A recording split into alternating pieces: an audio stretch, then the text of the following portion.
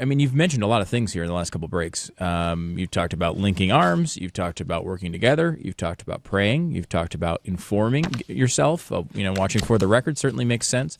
You're talking about spreading the word, and all those things are completely legitimate and valuable. But wouldn't you? The Twitter thing. You go to your Twitter account. You can put it. That's all ways to spread the word. But I mean, I don't know how any of that stops this. The Coptic Christians are still the victims here. They're still dying in these scenarios. The churches are still burning down. I'm not saying that Gandhi is the solution. Gandhi didn't have Twitter. I know, and it would have stopped a lot sooner if they had Twitter. Here's the thing. We lose if we lose our compassion, if we lose our heart. What's made us Americans, that when we see real, true injustice, see, this is what's so insidious about what's happened with the civil rights movement and the cries, of civil rights and racism. You're deaf to them now. Somebody says this is a civil rights case. You are deaf to them. You don't listen to it anymore. Somebody calls racist. You don't listen to it anymore. It's become just a political bomb. You say genocide. You say, ethnic cleansing. You don't listen to it anymore. Just go back to Ethiopia.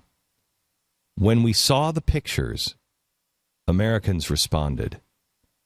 When we saw the pictures and we understood apartheid, America responded.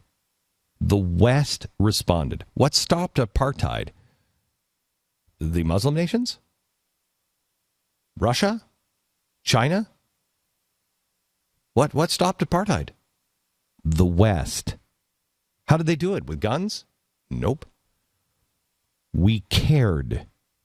And it took a while to stop it. And it took a while because people were divided on political lines. And we're still going to be divided on political lines.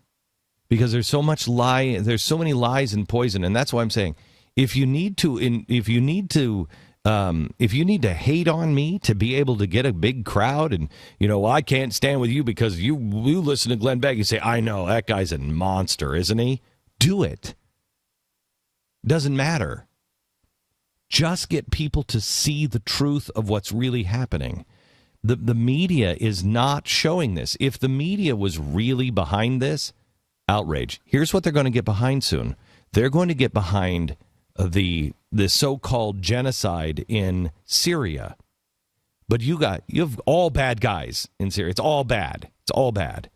And the genocide that they have been talking about here in the last day with the gas, the first time that they said they were using weapons of mass destruction, proven to be false. Now the second one, is this real or is this not real? The powers of the world want you involved in Syria. They do not want you involved in Egypt. The president has selected the Muslim Brotherhood, and he has selected the Muslim Brotherhood over the Coptic Christians. The Muslim Brotherhood, currently the ones slaughtering the Christians and burning their church. That's the Muslim Brotherhood. And he's chosen them. People in Congress, people in churches, believe me, if our churches come together, if we stand together, if we say we are immovable, if America could just in Twitter and Facebook, I am Coptic, if that would spread over the entire world, believe me, things begin to change. I'm not asking for military. I'm asking for people just to care. That's the first step. Just care about this. Just care. And if you don't stand up for the Coptics, they will come for you. If you don't care about the Coptics, will you care about what's left of the Christians in Europe when it goes there? Will you care then? And do you have any chance of stopping anything then?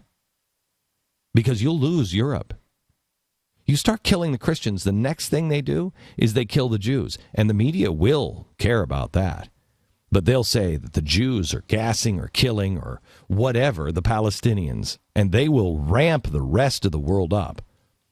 See, the media is generally silent on this one because they don't have anything to say. They can't sell this package that the Christians are evil, and they just can't sell it. Nobody will buy that. But they've done such a good job of smearing Israel and the Jews that soon as they get to the Jews, it's over.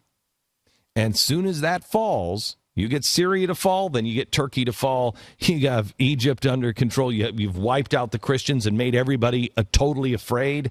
Israel is the next domino. But once all that stuff falls, once Turkey becomes really unstable, Europe, what do you think is going to happen to Europe? What do you think is going to happen to Europe? And who do you think is going to claim Europe? It will be up for grabs between the Muslims and Russia. Gee, why do you think Russia is in bed with Iran? They've already divvied up the world. They already know. Whether they've discussed it or not, they already know. I'm going to take this, I'm going to let you have that. And it'll be a war between the dictators. It'll be a war. There won't be freedom. And there certainly won't be Christians in good portions of the world. Wake up. It's a tough one, though. I mean, you talk about, I mean, Pat always says when you're talking about you get fit for eyeglasses, and it's better, worse, or about the same.